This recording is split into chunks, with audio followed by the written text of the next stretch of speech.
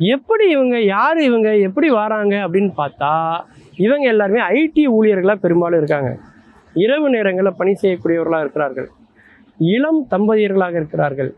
காதலர்களாக இருக்கிறார்கள். இது எல்லாத்தை விட மேலான ஒரு கண்டுபிடிப்பு என்னன்னா, இரவு நேரத்தில் தூக்கம் வராதவருடைய எண்ணிக்கை இன்னைக்கு அதிகமாகிக் கொண்டே வருகிறது. அதனால் தூக்கம் வரலைன்னா என்ன பண்ணுறது அப்படின்ட்டு, அதுக்கு நம்ம போய் சாப்பிட்டு வந்துடுவோம் அப்படின்ட்டு ஒரு பொங்கல் சாப்பிட்டு வந்து நம்ம தூங்குவோம் அப்படின்னு இரவு நேரங்களில் நள்ளிரவு நேரத்தில் பொங்கலும் வடையும் சாப்பிட்டுட்டு தூங்க போகிறவங்க இன்றைக்கி அதிகமாகியிருக்காங்க அப்படின்னு ஒரு ஆய்வுகள் இன்றைக்கி வந்து சொல்லுது. நம்மளாம் விளக்கு வச்சதுக்கப்புறம் வீட்டை விட்டு வெளில போகக்கூடாதுமாங்க. அதுக்கப்புறம் இரவு நேரத்தில் வீட்டில் சாப்பிட்டுட்டு தூங்கணுமாங்க. இரவு உணவு ரொம்ப குறைவாக எடுத்துக்கணும்னு சொல்லுவாங்க. ஏன்னா நமக்கு அதுக்கப்புறம் எந்த வேலையும் நம்ம பார்க்க போகிறதில்ல.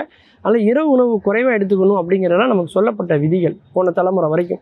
ஆனால் இன்றைக்கி அப்படி இல்லைங்க. இரவு நேர உணவகங்கள் இன்றைக்கி நிறைய வந்துட்டு அது பல்கி பெருகி கொண்டே இருக்கிறது. இரவு நேரத்தில் சாப்பிடுவது நமக்கு பல பிரச்சனைகளை ஏற்படுத்தினாலும், உடல் ரீதியாக ஏற்படுத்தினாலும், எதுக்காக இந்த மாதிரி போகிறாங்க அப்படிங்கிற ஒரு சின்ன ஆய்வு நிகழ்த்துறாங்க.